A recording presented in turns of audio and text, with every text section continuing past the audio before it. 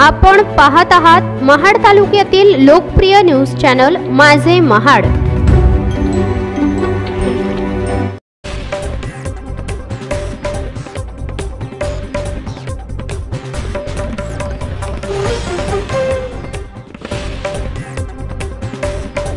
तब्बल 15 तास उलटल्यानंतरही अजूनही कोकण रेल्वे ठप्पच आहे। कोकण रेल्वे सुरू होण्यासाठी अजून काही तास लागण्याची शक्यता आहे अशी माहिती मिळाली आहे। दिवाणखवटी बोगद्याजवळ दरड कोसळल्याने कोकण रेल्वेची वाहतूक ठप्प झाली होती। दिवाणखवटी जवळ ट्रॅकवरील दरड बाजूला करण्याचे काम युद्ध पातळीवर सुरू आहे। पावसामुळे अजूनही ट्रॅकवर माती आणि चिखल आहे, तिथला मलबा हटवण्याचं काम सुरू आहे।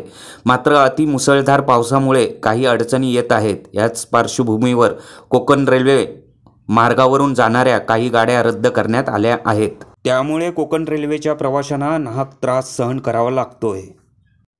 ब्युरो रिपोर्ट माझे महाड, रायगड।